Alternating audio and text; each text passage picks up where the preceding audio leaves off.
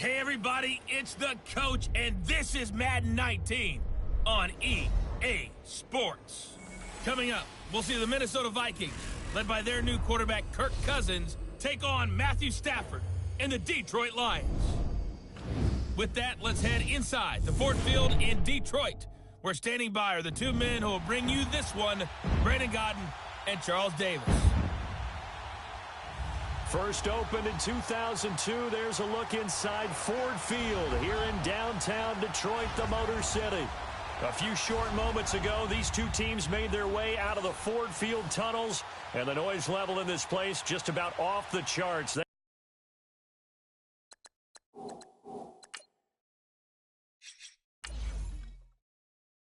are set for football as the Lions get ready to do battle with the Minnesota Vikings.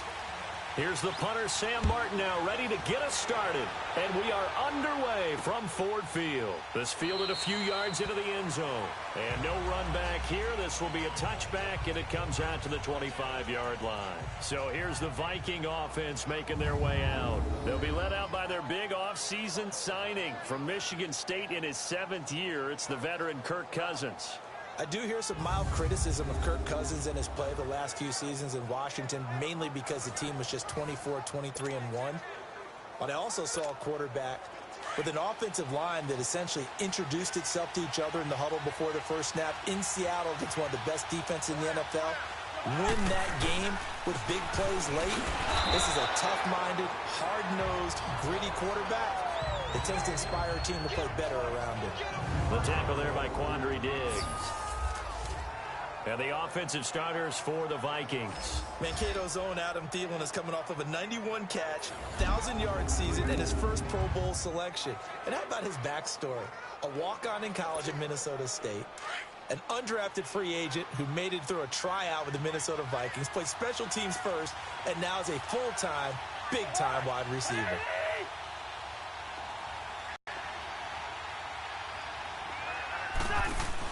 Now a second down throw for Cousins. Open here, Adam Thielen. And down he goes, but he takes it up to the 40.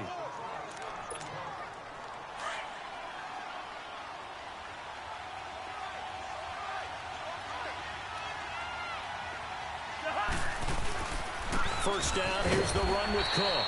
Nowhere to go that time. He maybe got a yard up to the 40.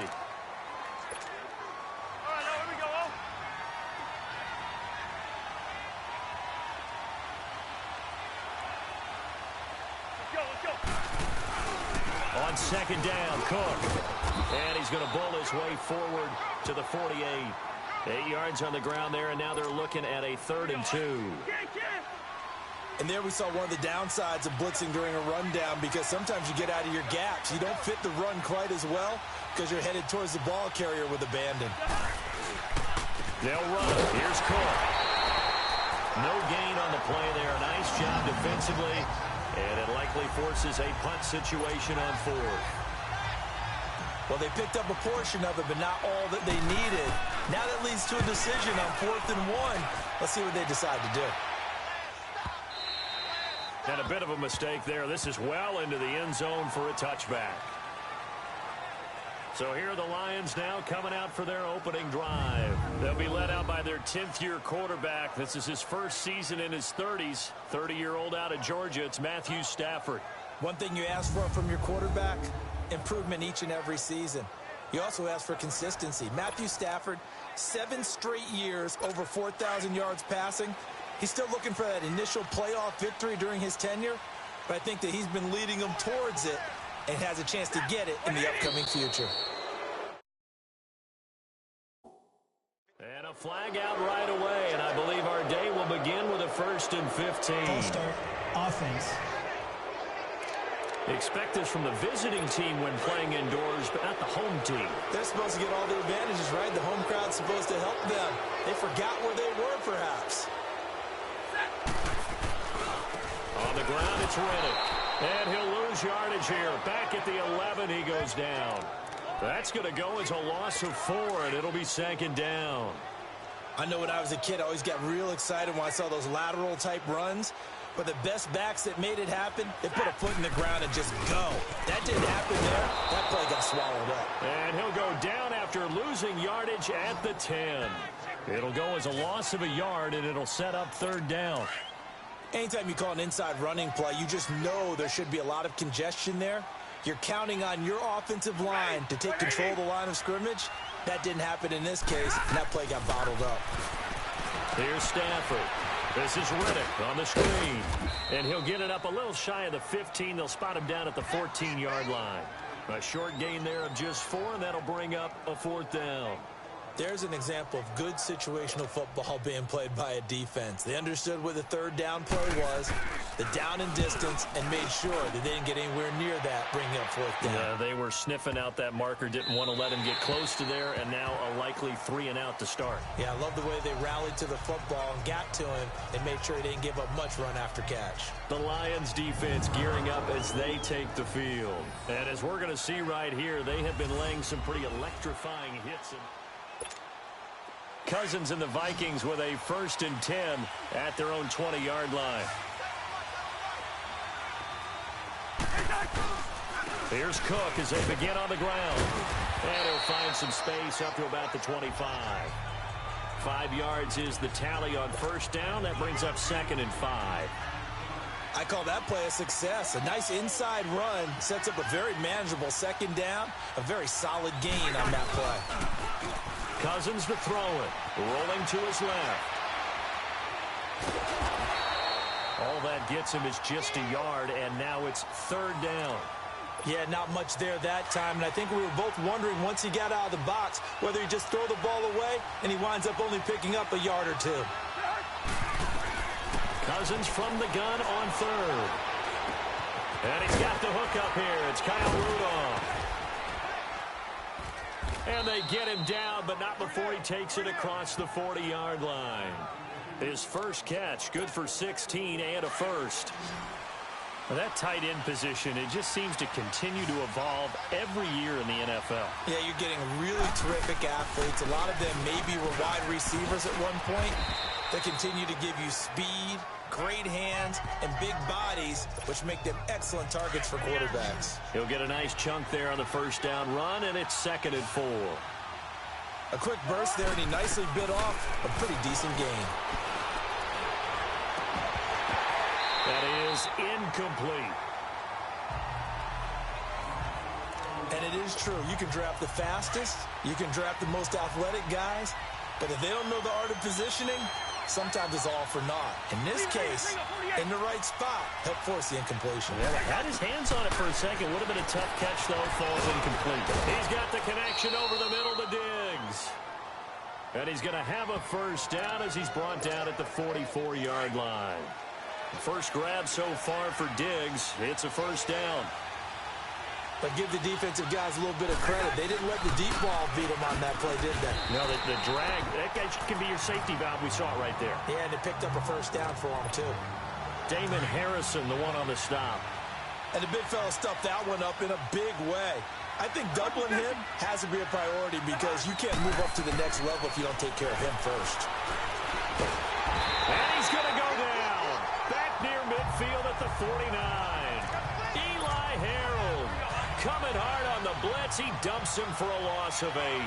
But enough takes a start to have a good drive. Quite like a big loss on a sack, does it? Now they're looking at a 3rd and long, and suddenly the momentum shifted to the other side of the football. And old Mo is a very, very fickle man. A really nice gain of 25 yards. So the defense blitzed. A nice job picking that up, completing the pass. And how in sync was the quarterback in his center on that play? They saw the blitz, made the appropriate calls, got the line engaged because now they know there are going to be extra guys coming at the quarterback, so they got their assignments down pat and kept them away from him, and he's able to step up in the pocket and fire one now for a really good strike. That was 2nd down run for Murray. And they'll work it inside the 15-yard line before it's all said and done. 17 yards on the pickup there. The drive will continue. It's a first down. The first drive this unit had, they punted. This drive, much more polished, just looking crisper, aren't they, moving the ball? Maybe the first drive was a little bit of a wake-up call. Probably a little bit angry that they had to punt the ball away the first time they had it. Got motivated, got to the sideline, said, okay, let's not let that happen here as we take over again. It's a 6-yard gain on the ground, and that'll make it 2nd and 4. All right, Brandon, I know we're in the early going here, but those kind of runs, they're going to open up a world of opportunities for this offense going forward. Handoff comes to Cook. And he's able to get it down to the 2-yard line. And that leads to the 1st and goal. Well, they came into this game saying it was important that they set the tone and show that they can run the football. I believe that they've done that here in the first quarter. They'll run for it with Cook. That's going to go as a loss of a yard, and it'll be 2nd down. Doubling this guy has to be a priority before moving up to the next level because the big fella, he just ate that one alive, just stuffed it. In fact, before the game, he was talking to us, and he's like, hey, these pants make me look fat. And we said, nah, man, you're just a whole lot of guy. He is at well over 300 pounds. He's a big man. Calling a gain of a yard as they get a little bit closer here. It's 3rd and goal. That run didn't get very far, and I think when you're looking at his dimensions, he's a little bit on the smaller side. He's counting on the big guys up front to escort him in, and they couldn't create any kind of space. And he's going to have to eat this one as down he goes. Devon Kennard able to drop it for a loss of 12, and it'll be 4th down. Shows up how teams are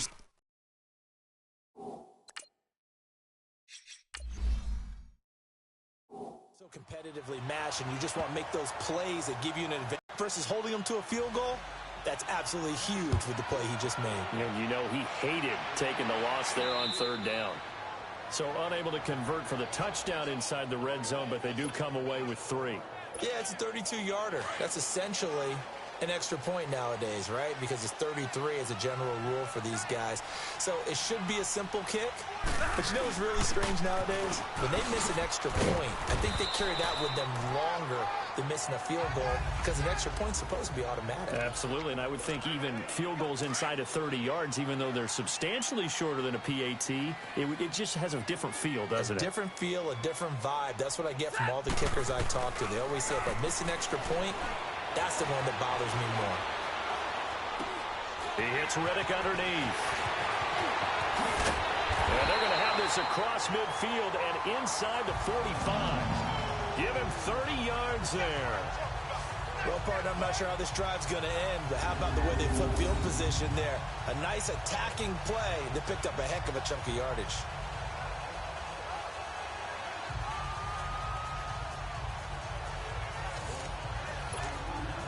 So the big play gets him across midfield now for 1st and 10.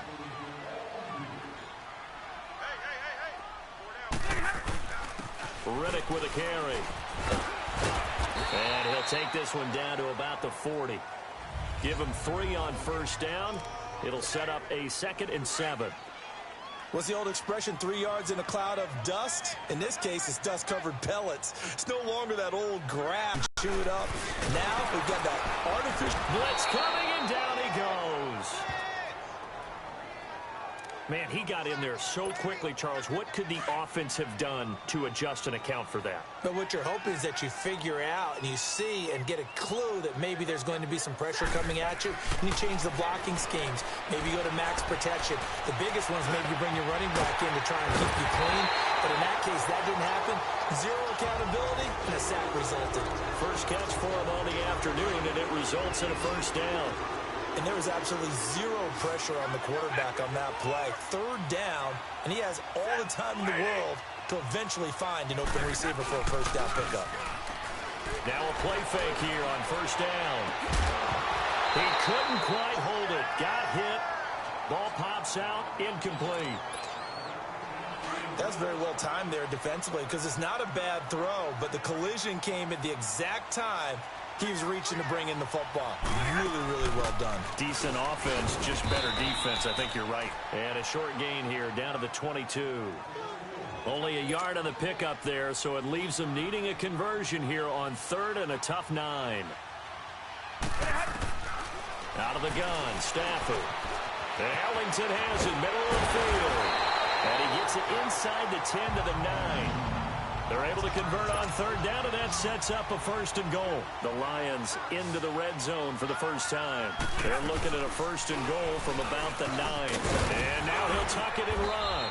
And he maneuvers his way down to the 3-yard line. It'll be a pickup of 5 on the keeper. It's 2nd down. Brandon, all things considered, they have to feel pretty good about getting that type of a gain, considering the blitz that they just had against them. He'll get it up the middle. They get 3 yards closer, but still work to do. It's 3rd and goal.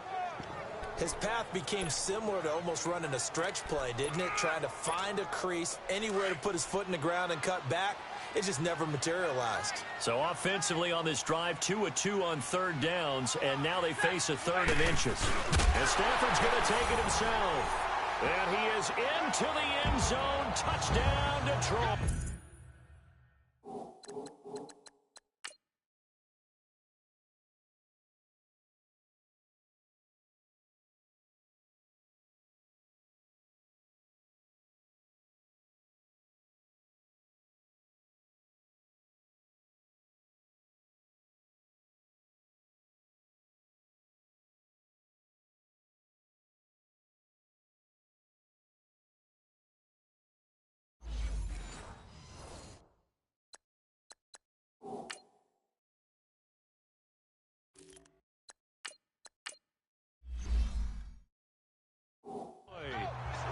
Matthew Stafford taking it in.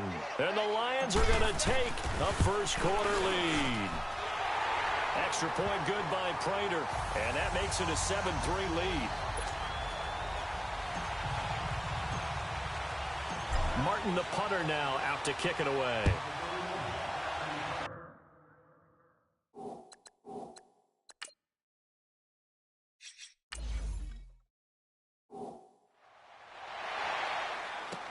This is taken about 7 yards deep.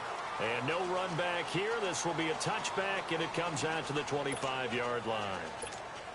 Charles, as Minnesota takes the field here, let me get your thoughts on what you think of them coming down the stretch. The 1-3 start. We talked about their start last year, too. But is this a team that is being overlooked by others in the NFL right now? I don't think so. I think that the teams that they're playing know how capable the Vikings are, and they realize that not only is the defense starting to get back to what they were last season, but that Kirk Cousins getting more and more comfortable with the weapons he has at his disposal. I think maybe we in the media on the outside are overlooking them a little bit because they've taken some losses to some significant teams so far this season. But I think down the stretch, you mentioned their start last year. They were 2-2 to start last year, 1-3 this year. They know how to put together a string, and this team could be dangerous come December. Yeah, and they've looked a lot better since that 1-3 start. And let's face it, that what we just saw there, not a surprise, is it? I mean, this is what he does well. If you don't tackle him as soon as he catches the ball, this is the end result. Big yardage afterwards. Got the speed, the agility, so good with run after catch. And we're only in the first quarter, so they better get a wrangle and a hold on that quickly. Yeah, you're exactly right. And what's really difficult to try and defend him is if you want to press him so that you get him on the ground quickly after the catch, a lot of times he'll just run past you at the initial point of contact. And he is going to go down. He will be sacked on the final play. Back now with Charles Davis. I'm Brandon Gaudin. Second quarter begins with the Vikings holding the football. They do, however, have a tough 3rd and long coming up. From the gun, here's Cousins. Now the hit comes, and Cousins lost the football.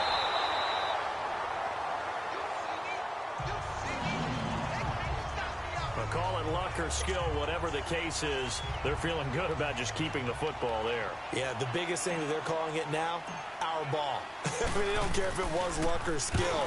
Boy, the panic that jumps up in your chest when that ball's on the ground, whether you get...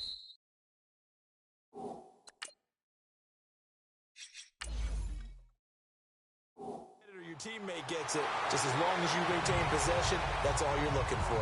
It'll be a 44-yard punt, 6 on the return, and the Lions will take over. So 1st and 10 now from the 30. Detroit Lions trotting out on the field again, and the first year under Matt Patricia maybe hasn't gone how they had hoped. They're going to need a big second half of the season to get back into playoff contention, but the running game has been better. It certainly has, because remember they drafted Kerryon Johnson out of Auburn in hopes that he would emerge as their lead back, and he's done exactly that, on pace to be a 1,000-yard rusher as a rookie. The Vikings after him, and they get there for the sack. Everson Griffin in there to bring him down for a loss of 7. Brandon, if I'm an offensive coordinator and I see an all-out rush like that, I file it away because I'm going to use their aggressiveness against them as this game goes on. I'm going to hit them with a screen soon. And they're going to try the screen. It's complete. Losing 2 yards that time, and now it's 4th down.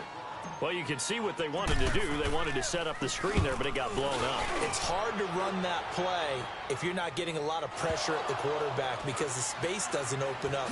They were able to read that one and slow it down and stop it before they could get a first down. I know there's no magnet in the ball, but sometimes...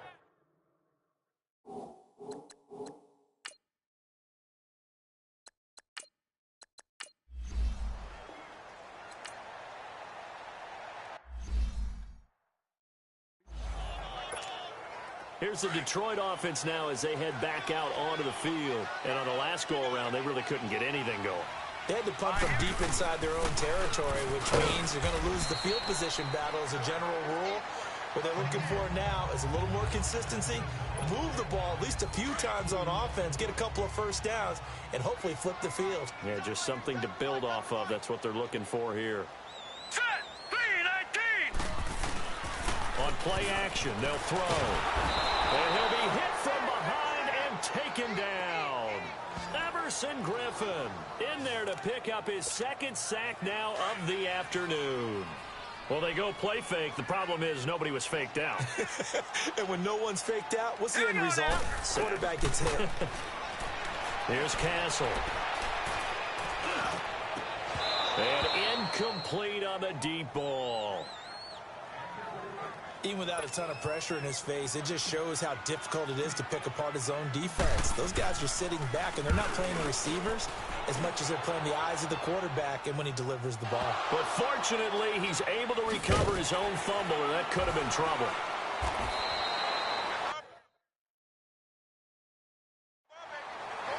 And that's what friends are for. Right. As the returner, you know who you're buying dip.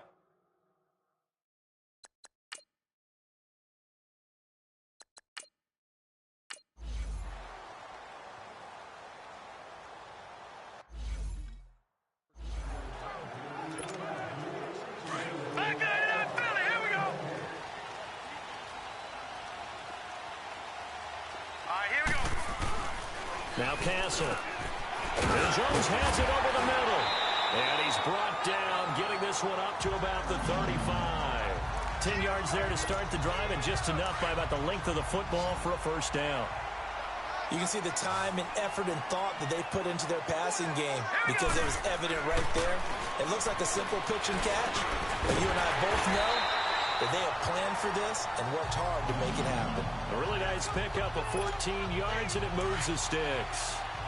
That was a nicely run slant route, and what the receiver's trying to do is make the defender think he's going upfield for a deeper route, and then breaks it off, usually after about 3 to 4 steps, and cuts towards the middle of the field. And now what he's trying to do is use his body to keep the defender away from the football and give the quarterback a really nice target. 15 more there, and they're on a roll. It's another first down.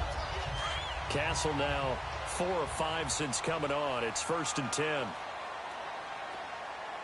right, here we go. He'll drop to throw.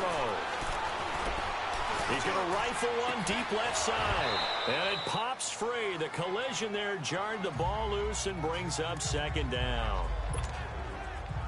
You get a tight end like this, and you know he's used to dishing out punishment, but here, he's one that has to absorb the contact, and as a result... It's the tight end, Toilolo. And he is going to lose yardage here. It goes as a loss of 6. And now 3rd down. Well, that last completion certainly not what they were hoping for, as now they'll try to convert on 3rd. Now back to throw. That'll be taken in there by Kenny Galladay. And this time not quite to the 30. It'll be down at the 31-yard line. So much about this game is just under tackle.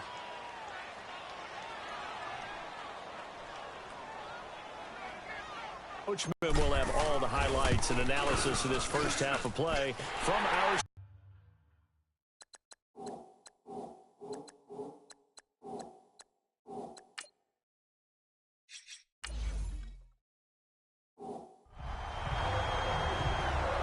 So that's a 7-play drive that ultimately stalls out there at the end. And things were a little leaky in the beginning on that drive, weren't they? But how about the front seven? As they got closer to their goal line, things stiffened a little bit, forced the field goal. And out now come the Vikings. And for them, a touchdown their last go-around. Obviously, they'll be hoping to do that again. And when you start plotting for this drive, when you start thinking to yourself, okay, what are we going to do? You don't go away from what you did before because that worked, but you have to be prepared for wrinkles and count some adjustments. Meanwhile, they take